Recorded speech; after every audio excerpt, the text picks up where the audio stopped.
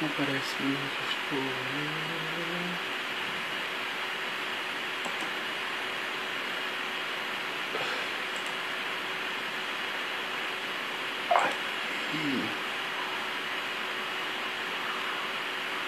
Aqui uma casa.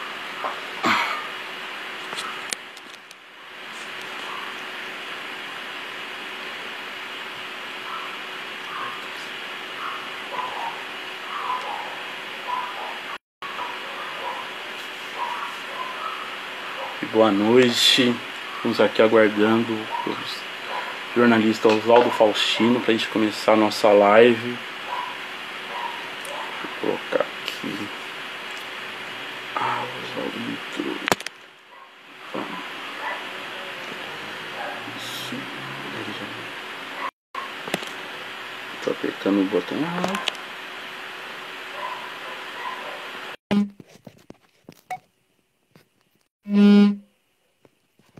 Boa noite, já estou aceitando aqui o professor Oswaldo Faustino. Vocês me escutam? Salve, salve! Salve! Tudo bom, professor? Tudo bom, William? Estamos por aqui. Isso. Bem nervoso, primeira live que eu faço, né? Fica tranquilo, porque é um bate-papo de amigos, né, William? Isso, vai ser um bate-papo, a gente conversou ontem bastante, vim conversando há algum tempo. Então vamos começar aqui, né, apresentando o jornalista Oswaldo Faustino, que é jornalista desde 1976, trabalhou em diversas revistas, jornais, como a Folha de São Paulo, o Estado de São Paulo. Ele é do interior paulista, de Mairinque. De Mairinque, já trabalhou, é colaborador fixo da revista Raça Brasil. Já atuou como tio Bá, contador de histórias no programa do Netinho, Gente da Gente.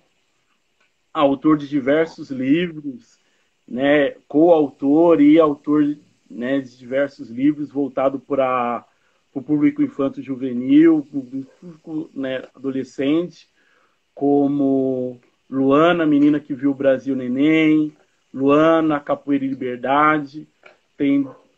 Fez a biografia do Ney Lopes recentemente, já não tem recente, já vai completar 11 anos, de 2009.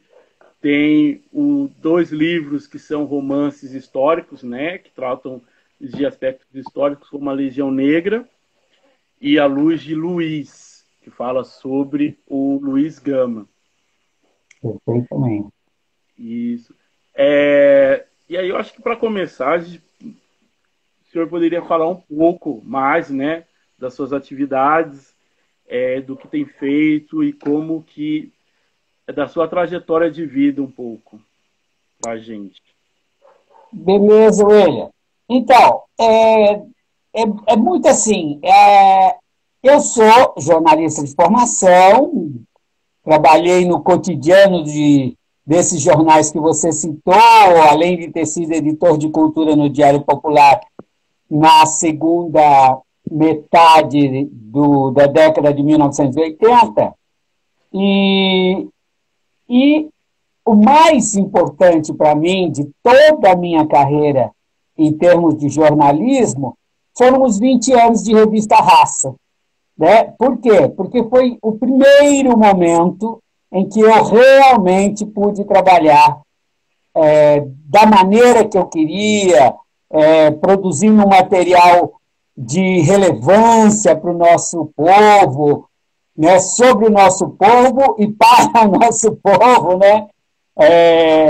Haroldo Macedo, que é o criador da revista, ele tinha muito em mente essa coisa da autoestima do nosso pessoal. Então, falar de nós para nós era importantíssimo para que se construísse uma identidade, um autorreconhecimento, né? Então, esse período, para mim, foi o grande período da minha vida. Foram 20 anos escrevendo ali. A revista está... Essa semana passada, eu vi uma postagem dessa menina da Globo, né, maravilhosa, saindo de férias e cumprimentando a revista Raça, que está fazendo 24 anos. É interessante porque uma publicação do nosso povo, as pessoas sempre perguntam, mas ainda existe?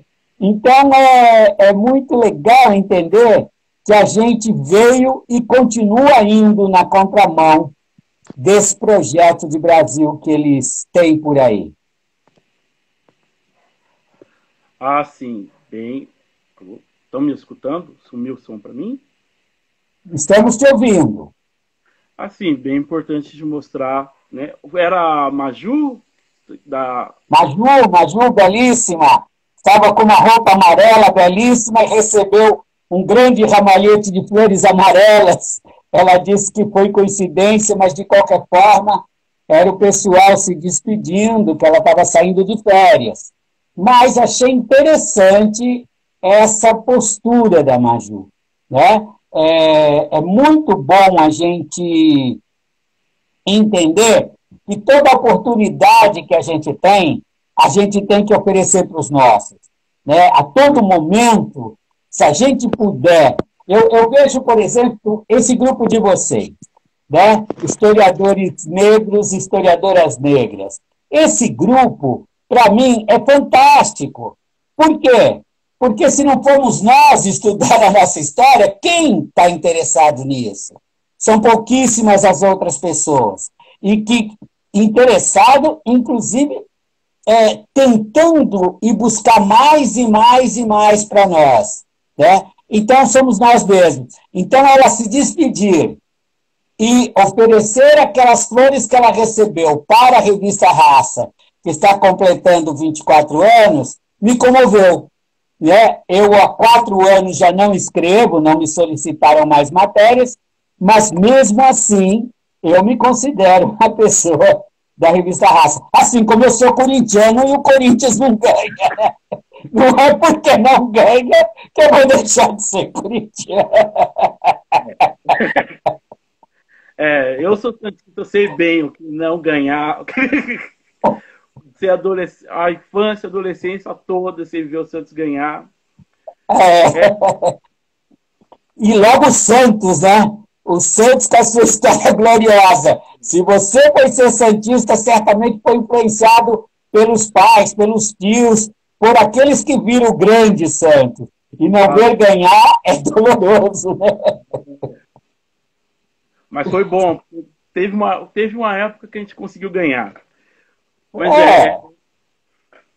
isso que o senhor falou da rede, isso é sensacional, e aí aproveito até para agradecer, né, toda a rede, em especial ao Itan, a Diana, a Ana Flávia, né, que está lançando o livro também agora, nesse momento, acabou coincidindo, não sabia, está lançando o livro de intelectuais negros e intelectuais negras, né, negros e negras, e que nos colocou em contato, né, e aí até para a gente fazer essa conversa, porque eu pesquisei agora recente no meu doutorado o Clube 3 de Maio de Piracicaba, né? Sociedade Beneficência 3 de Maio. E aí a Ana Flávia falou que conheceu uma pessoa que dançou num baile do 3 de Maio, lá em Piracicaba. Precisa falar, né? E me passou o contato. Então, que legal! Que legal! Na verdade, a minha história relacionada ao 13 é muito uma 13, a forma carinhosa que todos nos referimos ao clube. A minha história relacionada ao 13 vai muito além dessa coisa de eu ter dançado lá, né? É importante para as pessoas que não conhecem o 13, ele é um clube hoje com grandes dificuldades, né, passando por algumas crises, etc., como a maioria dos clubes nossos, mas assim, tem um fato emblemático na história do 13, que é o dia 13 de maio de 1988. este baile, né? O 13 era um clube que marcava muito pelas sessões solenes e os bailes, né? Depois a gente vai conversar um pouco mais sobre clubes sociais negros. Mas o fundamental no dia 13 de maio de 88, que eu não me lembro que, em 1988, que eu não me lembro que dia da semana caiu, eu estava no salão lotado, que a gente mal conseguia se mover, a única parte livre era a pista de dança, e você chegava na janela, tem uma varandinha, você olhava lá embaixo, devia ter umas 3.000 pessoas na rua, né? O baile foi com a Orquestra Tabajara. Eu tenho um saudoso amigo, Paulo Cacheira, advogado, procurador e tudo mais, que chegou tarde e não conseguiu entrar. E passou a madrugada inteira ali na rua, no meio da multidão, e dizendo, eu estou realizado. Né? Para nós, deu uma noção clara do que foi o 13 de maio de 1888, ou seja, 100 anos antes.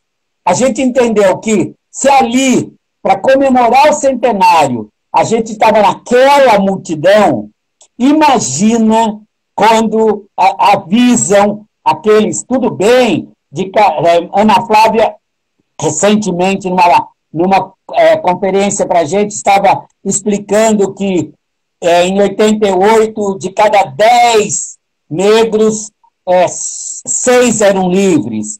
Mas não importa, aqueles 4 dos 10, só o fato de alguém anunciar, né? Estava dormindo, Cangoma me chamou, disse, levanta povo, o cativeiro acabou, é muito, muito, muito importante, né?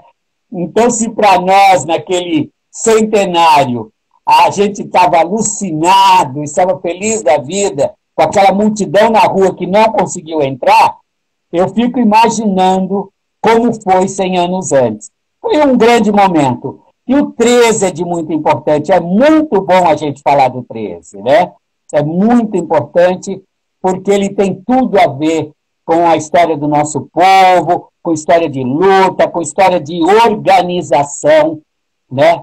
É preciso que os nossos jovens, hoje a gente tem visto aí, inclusive, as tentativas de partidos, né, negros, a Nova Frente Negra, o Partido Afro-Brasileiro, lá no Sul tem a Frente Negra Gaúcha, em São Carlos a Frente Negra Sancarlense ou de São Carlos, enfim, essas tentativas de organização vão muito além do entretenimento ou dessa coisa beneficente. Olha, vamos ajudar os que estão passando dificuldade.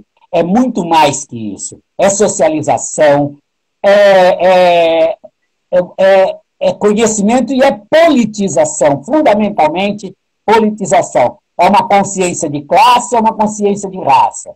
É muito importante. Isso, assim, só para situar quem não é de São Paulo, né, o 13 está em Piracicaba, que faz parte do que a gente chama de o Oeste Paulista, que seria uma região mais central do estado de São Paulo. Eu comecei a minha pesquisa do 13 era sobre as festas de 13 de maio. Meu intuito era pesquisar somente festas de 13 de maio de organizações negras de São Paulo, né? E aí me deparei com a existência não só do 13, mas do Clube 28 de Setembro, em Jundiaí, que é ativo e o mais antigo, é de 1896 ou 97, o de São Carlos, que é de 1928, e o 13 de maio, que é de 1901. E aí né, de estar falando sobre essa alegria daquele momento, né, mesmo que só tivessem 4, que de 10, 4 fossem ainda escravizados, mas é um significado para todo o povo negro daquele momento, de não ver o igual, não ter a possibilidade de ser reescravizado, e é o significado de igualdade, né? Liberdade de muito disso, tem outras pesquisas que mostram a igualdade. Imagino Eu li assim as festas do jornal e sempre fiquei também imaginando como teria sido essas festas entre as pessoas negras que tanto lutaram por isso, né? E isso é importante dizer, há uma luta negra, o trabalho da Ana Flávia, né? Mostra isso, como tem abolicionistas negros. E aí, o nosso foco vai ser hoje falar do 13 de Piracicaba, falar dessa organização e como o Faustino, né, um integrante, uma pessoa que participou do 13, esteve lá, né? E a gente falou dessa festa de 1988, mas de fato, né, sua trajetória começa no 13 antes. Eu vi recente numa live da Casa de Batuqueiros, de Piracicaba também. Perfeito. Fundamental, sim. O Vanzi, o Júnior, que estava ali, foram fundamental para me ajudar a pesquisar, saber os locais. E aí, como que era a festa, como que era o tambor? Então, para mostrar um pouquinho, deixa eu só contar uma coisa para você. Há poucos anos, me convidaram para uma palestra lá no 13, e uma pessoa, sem muito cuidado, sem muita delicadeza, disse que lá em Piracicaba tem grandes historiadores, e tem mesmo, né? O Noidi Nogueira, que eu chamo de primo e me chama de primo, é um grande historiador de Piracicaba, né? E a pessoa disse assim, aqui em Piracicaba tem grandes historiadores, não precisamos de ninguém de fora para fazer palestra aqui. E eu mostrei para essa pessoa que eu não sou de fora, eu moro em São Paulo, mas o fato da minha mãe ser piracicabana, eu vivo Piracicaba intensamente desde a infância, né? Desde a infância. Mas a minha relação com o 13, William, vai muito além. Quando aquele terreno foi adquirido ou doado, isso quem pode falar melhor é você, que é pesquisador, mas quando aquele terreno, onde está o clube agora, que dava um quarteirão inteiro no passado, né? Quando ele chega para o clube, no entorno dele foram feitas casinhas, e ali foram morando fundadores, primeiros sócios, etc., foram ficando por ali. Numa dessas casinhas morava um casal, que era Antônio e Isabel. Antônio e Isabel. Antônio e Isabel eram os avós da minha mãe, né? O Antônio era pai de Sebastião, do José, do Oswaldo e da Ditinha. Ditinha, minha avó, né? E a família inteira morava ali naquele terreno. Quando eu comecei a ir para o baile, mais ou menos uns 15, 16 anos, primeiro a minha mãe, né? Minha mãe, 13 de maio, caísse que dia que caísse da semana, ela trabalhava o dia inteiro, depois se arrumava, pegava o ônibus e ia para Piracicaba para o baile. Podia ser segunda-feira, podia ser terça, quarta, não importa. Isso era um compromisso, né? Minha mãe era chamada de Fiica, né? Uma filha pequenininha, Fiica. E a Fiica estava todas lá. E era sempre aquela turma que organizava o baile, Dona Leleza, né? Dona Leleza era um encanto de pessoa, conhecida no estado de São Paulo inteiro, porque os outros clubes se frequentavam. Isso era importante dos clubes sociais negros. Eram os se frequentar. Encontravam-se, faziam convescote, né, os piqueniques, tinha partida de futebol de clube com clube, e quando tinha baile, ou em Jundiaí, ou em São Carlos, ou em Rio Claro, ou em Araraquara, ou em Piracicaba, todo mundo de todos os lugares estava lá. Então, era uma forma da gente se identificar, criar uma identidade, ao mesmo tempo se reconhecer a partir desta realidade negra, que aparentemente era só a festa, mas não era, né? O bom do tambu, você falou tambu, para quem não sabe, tambu é o nome de um tambor muito grande, feito com tronco de árvore, né? Este tambor dava o nome para aquele batuque que lá acontecia, que é aquele famoso batuque de umbigada, né? E lá nós íamos nos bailes, era no salão, ficava na parte alta, porque o clube é um sobrado, e nos intervalos da orquestra a gente descia para o quintal e lá se dançava o tambu. Tinha uma fogueira e acontecia, então, esses cantos à base de tambores que eram tão incríveis que eu, menino, preferia não voltar para o salão e continuar dançando com a orquestra. Eu queria era ficar no tambu, ouvindo aqueles cantos que tinham tudo a ver, porque eram sempre contando histórias. Era uma coisa muito de griot, né? Uma coisa muito de griot, porque contava nossas histórias.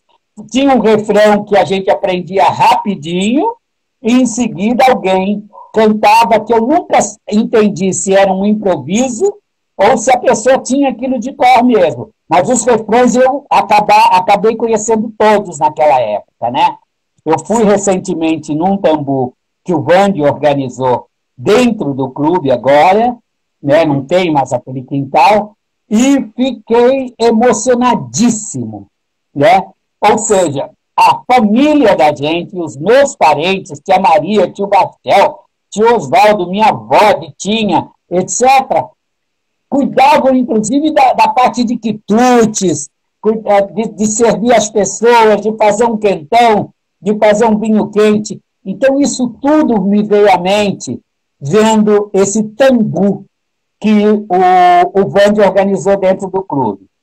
Então, quando nós falamos em clube social negro, a gente tem que pensar que essas organizações nasceram especificamente por conta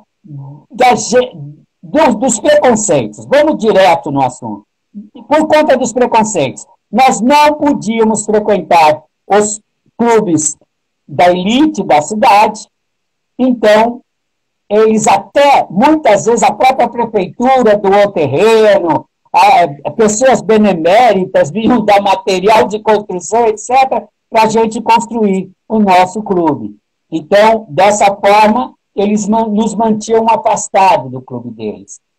A gente fica pensando que isso é uma realidade muito distante, William, mas olha, você acabou de contar que eu sou de Mairinque.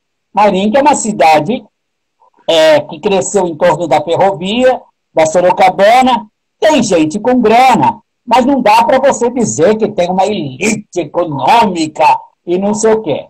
O meu tio Toninho Ferraz, ele tinha, pelo menos no passado, um conjunto chamado Ferraz Jazz Band, né? Ferraz Jazz Band. Tocavam os filhos, o genro, etc. Um conjunto de baile. E eu chego na casa da minha tia, oi, cadê o tio Toninho? Ah, eles estão no clube, estão tocando no clube. Um clube de Mairinque, um clube mairinquense, não é um clube social negro. Então eu falei, eu vou lá, o tio está tocando, eu vou lá. Quando eu chego na portaria, tem uma bilheteria, eu vou à bilheteria e pergunto, quanto é o ingresso? O cara me fala assim,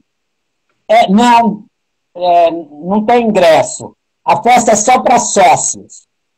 Eu digo, puxa, que chato, meu tio toca aí, está tocando aí, eu não posso entrar.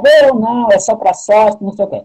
Uma pessoa descendo a escada, que eu acho que era da diretoria, me disse assim, você é sobrinho do dono do conjunto? Sim, eu sou sobrinho do Toninho Ferraz, etc.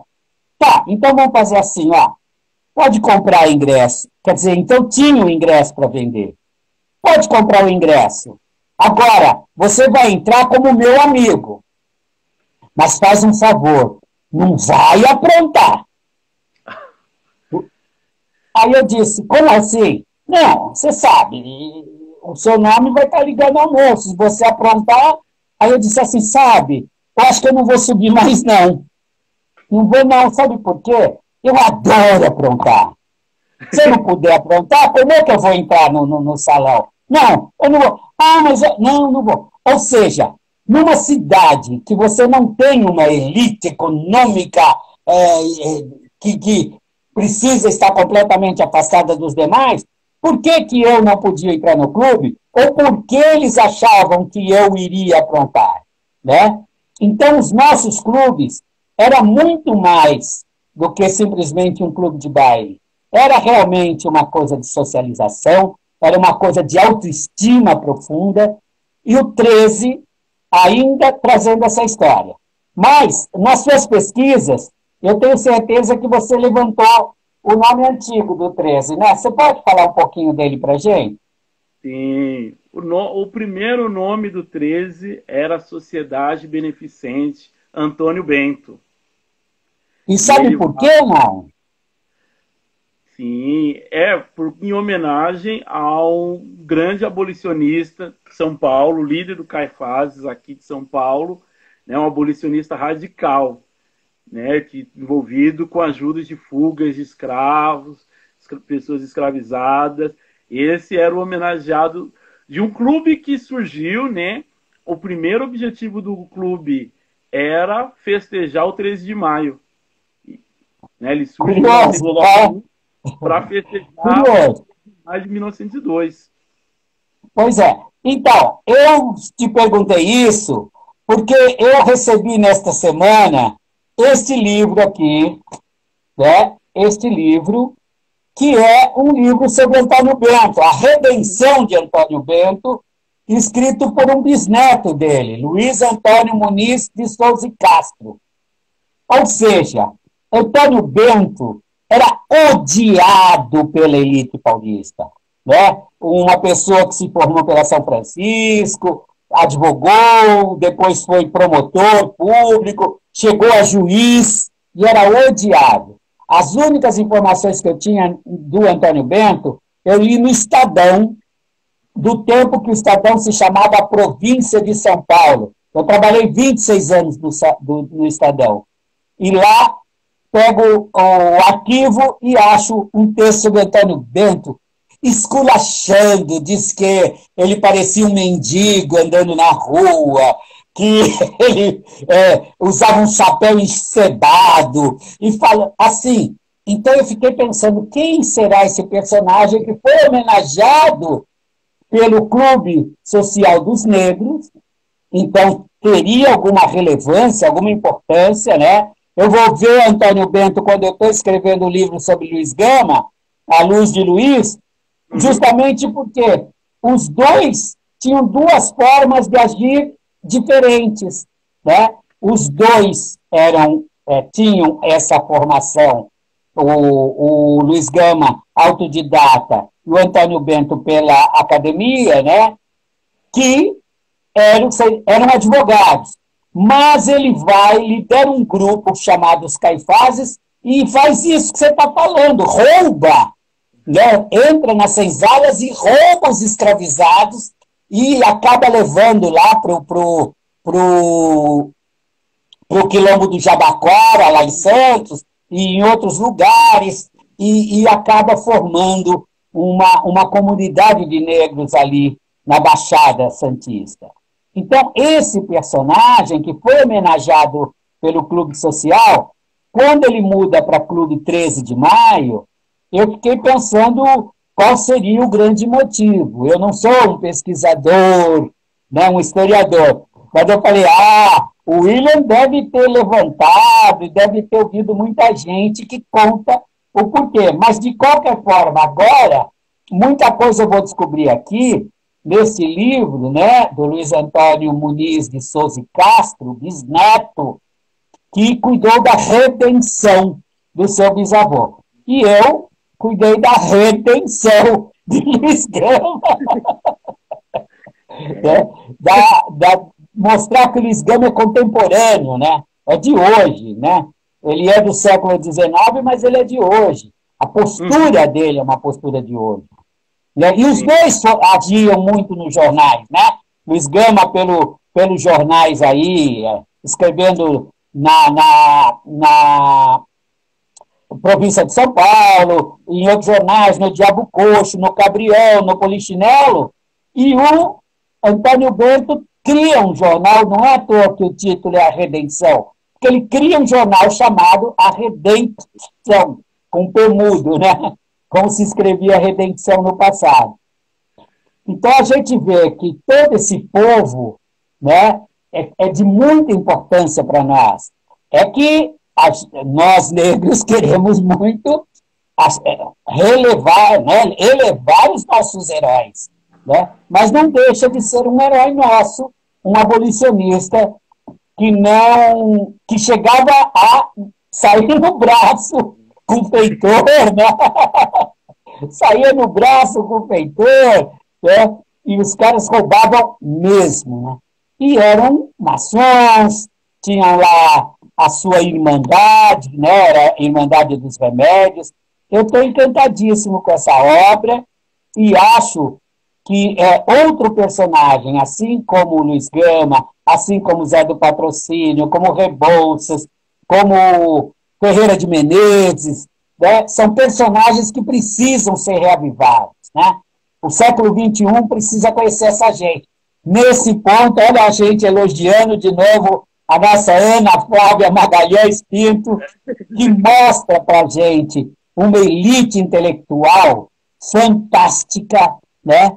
Que vivendo livre e produzindo, e como o Paula Brito, que foi um editor, né, de livros e jornais. Então, é legal. Eu me empolgo.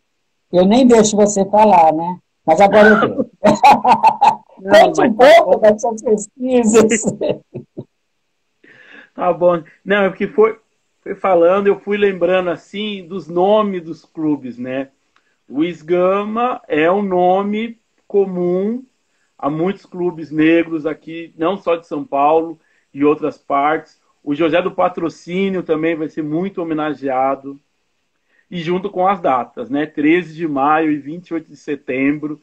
E é essa a nossa função aqui hoje mesmo, né? Fazer com que no século XXI a gente ainda lembre desses nossos heróis, e alguns que estavam até esquecidos já, né? E retomar, porque isso também tem um pouco do clube, né? O 13, essa história do 13 com o nome Sociedade Antônio Bento, com todos os outros clubes com seus nomes, eles faziam um pouquinho disso, né?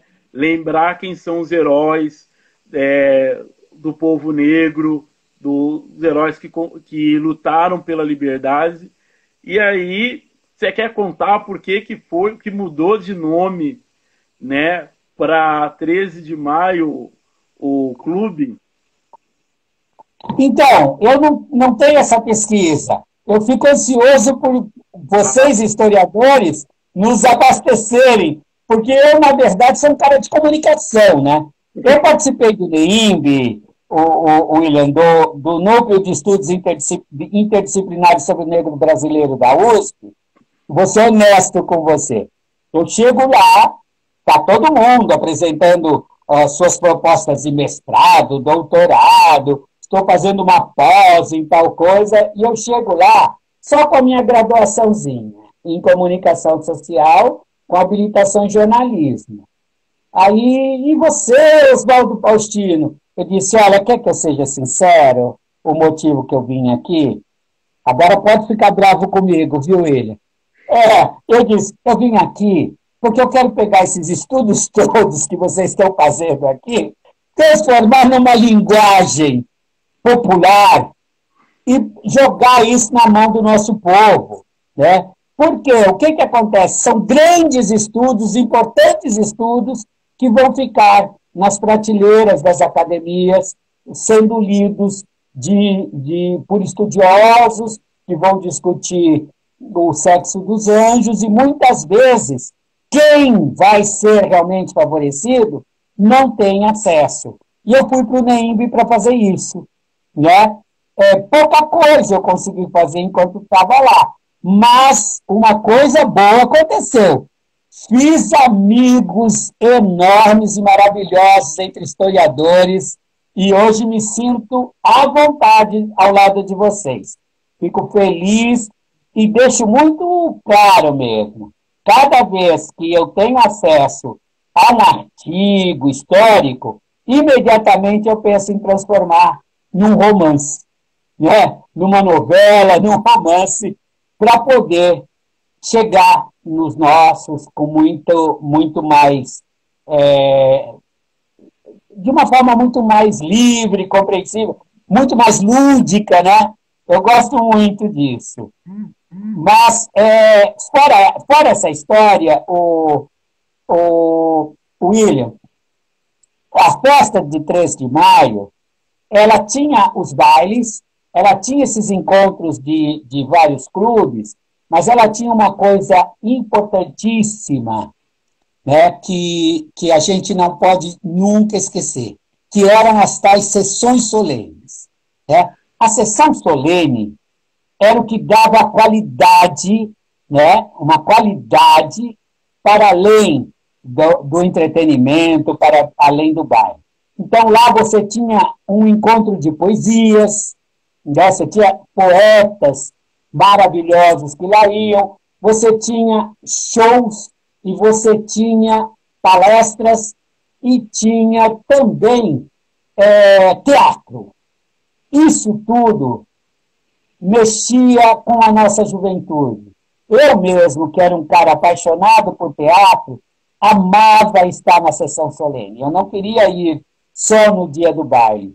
Eu ia na véspera, porque a sessão solene era sempre um dia antes do baile. Eu ia na véspera porque eu queria estar na sessão solene. E na sessão solene, eu vi, por exemplo, um dos grandes personagens do Clube 3 de Maio foi o professor Benedito Andrade, uma pessoa, além de muito bonita, de uma elegância e de uma postura fantástica.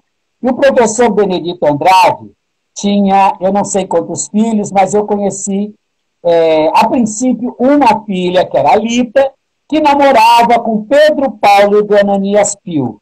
Pedro Paulo do Ananias Pio foi um dos primeiros negros formados na escola de agronomia, né? Engenheiro agrônomo. Né? Eu me lembro quando ele se formou, que saiu nos jornais, né? Um negro que se forma engenheiro agrônomo, né? E era, nesse momento, eu não sei se ele ainda era casado, mas era namorado da Lita, que era, acho que é Lita o nome dela, que era filha do professor Benedito Andrade. E eu, nesse dia que eu fui fazer a palestra, e aquela pessoa disse que não precisavam de gente de fora, eu lembrei de um show que o casal, né, dublou uma música do Trio Esperança. E depois que terminou, eu falei um monte de coisa, falei o nome de um monte de personagem, né? Toninho Dolorido, Dona Leleza, o Ziquinho, enfim, fui dando uma lista para mostrar que eu era da casa, né? Então, poxa, eu convivi com essa gente toda, como é que você vai dizer que eu sou de fora e tal? Mas aí aconteceu uma coisa ótima. Quando terminou, uma moça veio me cumprimentar, muito prazer e tal, e ela fez assim, sabe esse show que você mencionou, do Pio, com a namorada? Pois é, eu sou irmã da namorada, né, que hoje é a esposa dele, e fui eu que dirigi aquele show. Gente, eu arrepiei da cabeça aos pés. Eu disse, o nosso povo, né, faz coisas deste tamanhinho e não sabe que aquilo vai ficar na memória de um moleque de 15, 16 anos para o resto da vida e que vai influenciar toda a carreira profissional dele e, no meu caso, a militância no movimento negro, né? Então, eu fiquei encantado e emocionado daquela moça dizer, fui eu que dirigi aquele evento da sessão solene. Eu penso que essas lives, por exemplo, elas servem justamente para a gente passar para frente, para esse pessoalzinho que está assistindo, esses momentos afetivos e emocionais que nós vivemos com o nosso povo, né? E foi quando eu me meto a escrever um livro, como aconteceu com a Legião Negra, por exemplo, eu não tinha ideia de que a Legião Negra, depois da Revolução, ela continuou existindo, né? E foi legal eu entender. Ela também virou um clube negro. Ela também virou uma organização, uma sociedade. Olha, estou lendo aqui na tela do meu notebook. 1º de abril de 1950, ou seja, 18 anos depois da Revolução, né, a Legião Negra se efetiva como sociedade civil, beneficente, cultural, jurídica e filantrópica. Né? Quem presidia? O presidente fundador foi o capitão Arlindo Ribeiro. Para quem não sabe, o Arlindo Ribeiro, no momento da Revolução, era um tenente. Né? Um tenente que era dos bombeiros. Era o único, era a maior patente de negros na vida militar de São Paulo naquele momento. Então, Arlindo Ribeiro era um tenente. E aí chamaram um capitão, que era um homem branco, Gastão Goulart, para comandar a Legião Negra na Revolução de 32. E esse capitão depois se tornou tenente-coronel, depois da Revolução, e esse cara ficou tão impressionado com a comunidade negra, com esses negros agindo e lutando. Então, ele dizia que esses caras eram disciplinados, quando o imaginário popular pensava no negro como bagunceiro, né? Uma figura indolente, não sei o quê. Ele gosta tanto que ele vira presidente de honra dessa sociedade civil, Gastão Goulart, como tenente-coronel. Ele faz questão de receber essa homenagem como presidente de honra dessa sociedade chamada Legião Negra de São Paulo. Então, nós temos tantas histórias maravilhosas quando nos organizamos, e por isso que, quando você me falou, vem, vamos falar de clubes, eu falei, gente, é tudo que eu quero na vida. Conversando com uma amiga lá do Sul, a Terezinha, ela me passou uma lista de clubes sociais negros do Rio Grande do Sul, enorme. Eu até falei, eu faço questão de falar disso, mas é uma lista enorme. Né? Aonde houve negros na América Latina, houve clubes nossos, houve irmandades, né? Houve, enfim, outras organizações, né? Houve sociedades de todas as formas, assim como São Paulo hoje, né? Tem lá o nosso Aristocrata Clube, um clube que as pessoas dizem, eram os negros lá que queriam se apartar dos outros. Não, eram aqueles negros que eram profissionais liberais, era o pessoal que trabalhava no fórum, era o pessoal que era funcionário público e tudo mais, e que dizia, vamos fazer um clube no mesmo padrão dos clubes das elites. Tanto que eles fizeram um clube de campo que tinha uma piscina maravilhosa, que tinha essas coisas. Esse clube, hoje, funciona no bairro do São Judas, ali perto da igreja de São Judas. Não tem mais o clube de campo, mas olha, eu sugiro que entre as suas pesquisas inclua o Aristocrata Clube, porque a história dele é super gloriosa, né? É muito importante, né? Sim, sim. Eu conheci, eu assinei a lista do Aristocrata quando estava voltando numa feira preta. E aí eu conversei com as pessoas. Eu tinha o projeto, não estava ainda no doutorado, e eles falaram, e eles foram me falando de vários locais, dos clubes, e sim, é sensacional. E assim, você falou que eu ia ficar bravo quando estava contando a história, né, da narrativa. Na verdade, não fica. Eu acho que nenhum de nós aqui que fazemos parte da rede, né, de historiadores negros vão ficar bravos com isso, porque é uma discussão nossa da gente fazer uma escrita que seja entendida por outras pessoas que não são acadêmicas, né? Tanto que essa semana mesmo inaugurou na página do Guelé 10 e no site Cutini, né, as histórias negras, e a gente ali, ó, tá escrevendo, todo mundo olhando, para a gente fazer algo que seja isso mesmo, né? Que toque outras pessoas negras que não chegaram à universidade, que não estão no mestrado, doutorado, para a gente também não ficar só numa discussão do conceito que só serve.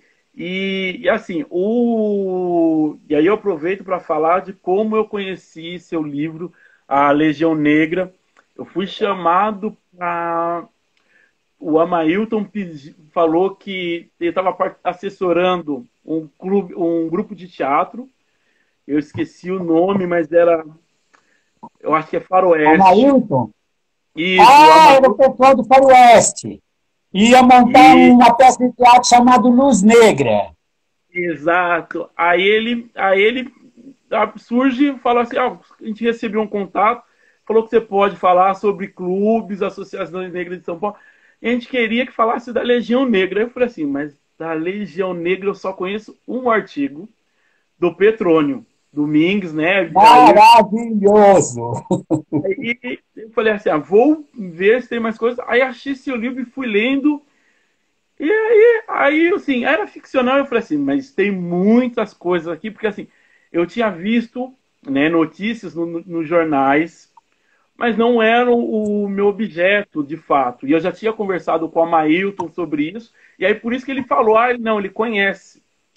E aí fui lendo o livro e falei assim, isso é uma escrita que a gente deve pensar mesmo enquanto historiadores, né? Eu levei, inclusive, trechos do livro quando eu estava dando aula para o EJA, na Zona Sul aqui de São Paulo, né? Para a gente trabalhar o trecho do livro, e eu estava falando de organizações negras, e aí tem um caso que já te contei, mas conto para todos, que é do de São Carlos também, no jornal, os clubes, né, não só faziam, né, o jogo São Carlos, desculpa, São Carlos é Rosas Negras, né?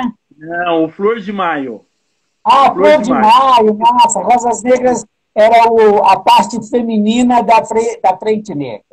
É Flor de Maio, isso.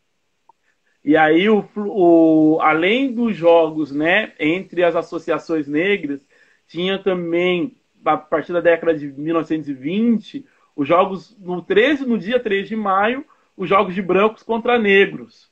E o Flor de Maio era um time de futebol. E conforme vai profissionalizando, ele perde. Os jogadores, eles não conseguem ir para jogar, só que os jogadores negros continuam articulados juntos e pedem para a liga que tem o jogo, né, branco contra negros, né, que no caso na época era brancos contra pretos. E pede para que vá o jogo, e a liga fica enrolando, a gente vai ver, e aí estoura a revolução, né, o movimento de 30, né, 32, e o jogo só vai acontecer no meio da Legião Negra. É um momento de um dia que eles prometem fazer um festival em homenagem eu acho que em agosto que acontece o jogo, porque um outro clube de Rio Claro, se eu não me engano, não consegue chegar por conta das ações, não consegue chegar, e aí fala assim, não, vamos fazer o jogo tradicional, que é, assim, dessas articulações sensacionais, assim, porque mesmo não sendo mais jogadores do clube negros, os jogadores negros continuavam articulados, eles continuavam frequentando o Flor de Maio, né, nessa e continuavam ainda com esse, está dizendo o tempo todo, né? Com essa autoestima de grupo, com essa valorização do negro, né? Aí só mais uma coisinha, são duas, né? A live no Instagram acaba em 1 hora e só faltando 10 minutos para a gente chegar nessa. Vamos. Tá. A gente encerra esta e volta para uma outra. Logo na sequência, a gente nem muda só para iniciar uma outra live e a gente deixar salvo o vídeo. E aí, só falando um pouquinho da mudança do nome. Né? Tem entrevistas com antigos sócios que dizem que o nome mudou por obrigação porque foi pedido pelas famílias ricas de Piracicaba que mudasse o nome. E aí tem a sessão solene do 13 de maio de 1908, é legal, porque o clube, eu quando vi achei estranho, mas assim, o clube já tinha mudado de nome no estatuto, né? No registro eu tinha lá mudando para 13 de maio. Aí na sessão solene, o autor escreve: essa é uma sessão solene da Sociedade Luiz Gama. Isso. Aí ele diz: digo, Antônio Bento. E aí, digo, Antônio Bento, aí da iniciativa. E nos jornais falam que a festa ia ser por uma Sociedade Luiz Gama, a Sociedade Luiz Gama com Antônio Bento, e naquele dia foi também colocado um quadro do Luiz Gama e do Antônio Bento. Nos jornais não aparece menção ao Antônio Bento. A capa, estão lá, que é o Gazeta e o Jornal de Piracicaba, eles têm representantes lá, mas eles não falam que o Antônio Bento continua homenageado.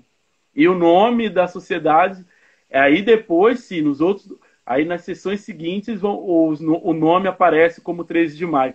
Mas quando eu vi a primeira vez, eu achei muito curioso. É quando eu ouvi os depoimentos falando: não, a gente trocou de nome porque foi obrigado, senão a gente não ia poder existir.